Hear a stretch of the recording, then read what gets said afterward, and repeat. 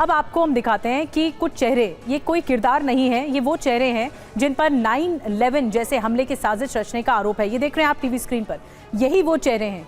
टीना लाए नेटवर्क को जोड़ने वाली कड़ी, जिसका रोल था लॉजिस्टिक्स और मूवमेंट में मदद करना। ये तस्वीर आप देख रहे हैं। उसके बाद ऑड्री इलीन कैरोल, जांच के मुताबिक साजिश की मास्टरमाइंड यही है, जिसके हाथ से लिखा गया 8 पन्नों का पूरा ब्लूप्रिंट तैयार किया गया। जैकरी एरन पेज, आईडी प्लानिंग और बम बनाने की तकनीक से जुड़ा ये नाम है, जिसने साजिश की जमीन पर उतारने की तैयारी की। फिर डेंटे कैफील्ड, जिस पर आरोप यह है, जो तस्वीर हम आपको दिखा रहे हैं, जिस पर आरोप यह है कि टेस्ट ब्लास्ट और मैदानी जो एग्जीक्यूशन होगा वो क्या होगा, और इसी से इसकी जिम्मेदारी इसके पास थी।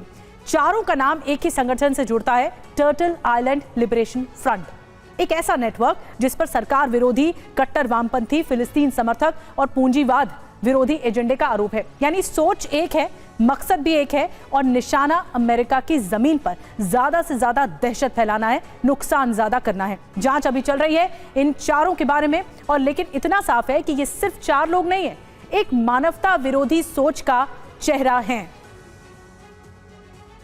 और अब हम आपको बताते हैं, हमलावरों के निशाने पर थे आईसीई एजेंट्स। क्यों? क्योंकि आईसी अमेरिका का इमिग्रेशन विभाग है।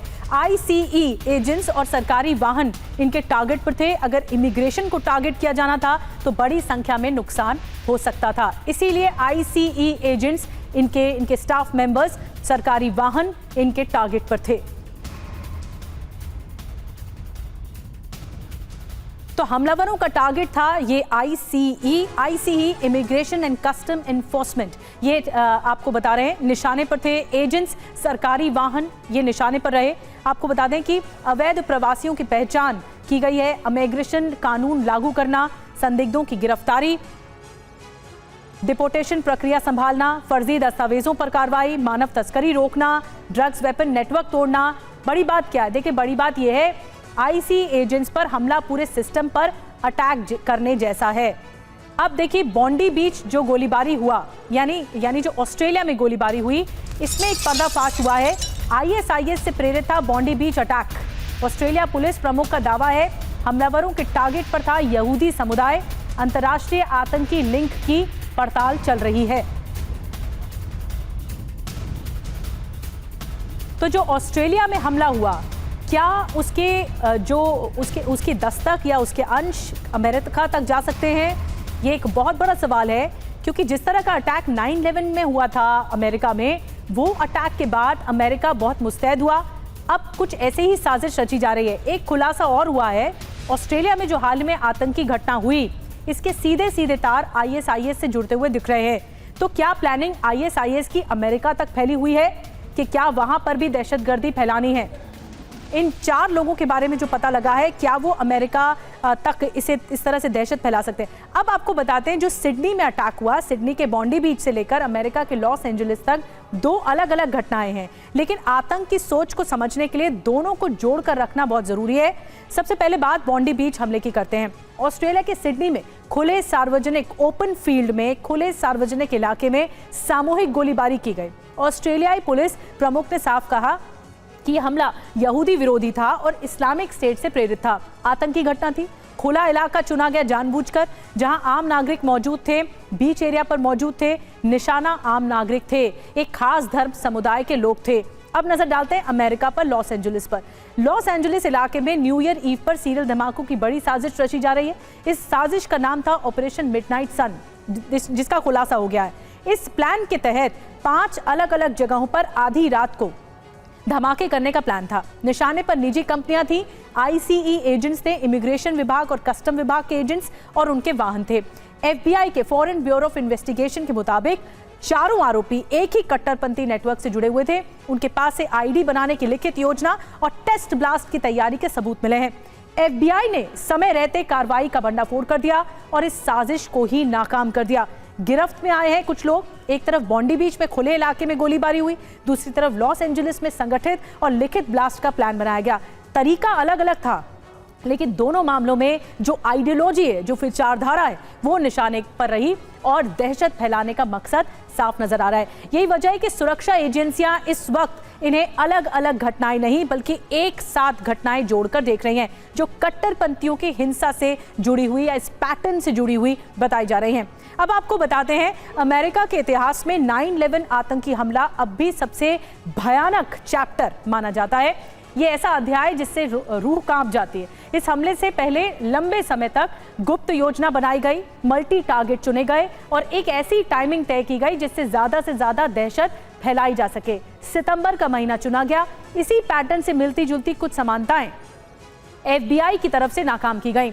ऑपरेशन मिडनाइट सन साजिश में भी सामने आई है। FBI के मुताबिक इस साजिश के पीछे लिखित और सुनियोजित प्लान था। 8 पन्नों के डॉक्यूमेंट्स में आईडी बनाने से लेकर टारगेट चुनने तक का विवरण मौजूद है। यानी आईडी कैसे बनेगा, कहां बनेगा, कब बनेगा और कितने लोग बनाएंगे, ये सब विवरण था। 9/11 की तरह यहां भी मल्टी टारगेट रणनीति अपनाई गई थी। जहां 9/11 में वर्ल्ड ट्रेड सेंटर और पेंटागन जैसे प्रतीकात्मक ठिकाने चुने गए, वहीं ऑपरेशन मिडनाइट सन में कैलिफोर्निया की 5 अलग अलग लोकेशन चुनी गई। टाइमिंग भी प्रतीकात्मक थी, यानी सिंबॉलिज्म था। 9/11 को सुबह के व्यस्ततम समय में अंजाम दिया गया था, आपको याद होगा। जबकि इस साजिश में न्यू ईयर ईव चुनी गई, जहां पर लोग ज्यादा जमा होते हैं, लोग सेलिब्रेट करते हैं। जब भीड़ ज्यादा होती है, जश्न मनाया जाता है, लापरवाही अपने चरम पर हो जाती है। दोनों मामलों में मुख्य मकसद सिर्फ नुकसान पहुंचाना है, बल्कि डर और असुरक्षा का माहौल भी पैदा करना था।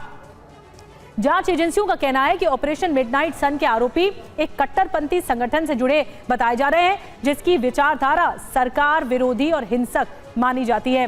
मनीष हमारे साथ लगातार बने हुए हैं।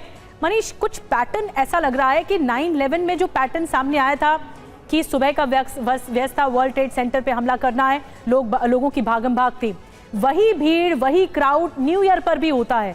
जब लोग सेलिब्रेट करने आते हैं सार्वजनिक जगहों पर, ओपन फील्ड पर, शायद यही मंशा रही होगी कि नुकसान ज्यादा पहुंचे। बहुत हूबहू पैटर्न लग रहा है। बिल्कुल, देखिए 9/11 दरअसल दुनिया के सबसे बड़े आतंकी हमले में से एक था और उसके पीछे एक पर्पस तो साफ तौर पे था कि ज्यादा से ज्यादा लोगों को एक हमले में कैजुअलिटी होना, और जो हुआ भी। 3000 से अधिक लोग मारे गए, अरबों की संपत्ति नष्ट हुई और अमेरिका की जो आप कहें आन बान शान है वो धूल धूसरित हो गई थी। लेकिन इस वक्त जो प्लानिंग है, इस प्लानिंग में भी एक बात तो साफ है कि पर्पस था ज्यादा से ज्यादा लोगों को मारने का। अब आप सोचिए कि न्यू ईयर की पार्टी 31 दिसंबर की रात जब लोग पार्टी मना रहे होते हैं नए साल के आगमन के स्वागत के लिए, उस वक्त उस पार्टी में जब ब्लास्ट हो तो कितना खतरनाक हो सकता था। इस तरह की प्लानिंग थी। अच्छा, प्लानिंग में शामिल कौन लोग थे? प्लानिंग में शामिल वो लोग नहीं थे जो हमास, हिजबुल्लाह और हुती के आतंकी संगठन से जुड़े लोग थे। प्लानिंग में शामिल वो लोग थे जो अमेरिकी नागरिक हैं, जो आइडियोलॉजी के हिसाब से इजराइल के खिलाफ नफरत रखते हैं, जो आइडियोलॉजी के हिसाब से फिलिस्तीन के लिए सपोर्ट करते हैं। और उन आइडियोलॉजी को उन्होंने इस कदर पहुंचा दिया कि वो अमेरिका में दूसरा सबसे बड़ा आतंकी हमला करना चाहते थे। ठीक वैसे ही जैसे सिडनी में हमने देखा कि 2 बंदूकधारी आते हैं, सिर्फ और सिर्फ एक आइडियोलॉजिकल बेस पर वो निर्दोष लोगों पर अंधाधुंध फायरिंग करते हैं। ठीक उसी तरह की घटना अमेरिका में होने वाली थी। वो तो भला हो कि FBI को सही टाइम पर क्रेडिबल सोर्स से इंफॉर्मेशन मिल गई और उन्हें पकड़ लिया गया, वरना 2 हफ्ते के बाद वो घटना घटती जिसका न केवल अमेरिका बल्कि पूरी दुनिया के लिए भी सबसे बड़ा सदमा हो सकता था। बिल्कुल, बहुत बड़ा सदमा हो सकता था। उससे पहले ही बहुत बड़ा क्रैकडाउन है, एक बहुत बड़ा ब्रेक थ्रू है इस पूरी घटना को लेकर। जैसा कि मनीष जानकारी दे रहे थे, अमेरिका में फिर से वैसी घटना हो सकती थी जो 9/11 हुई थी। पैटर्न भी कुछ वैसा ही है। अब इस पूरा मामला इन्वेस्टिगेशन का इशू है। और मनीष, धन्यवाद आपका ये जानकारी देने के लिए।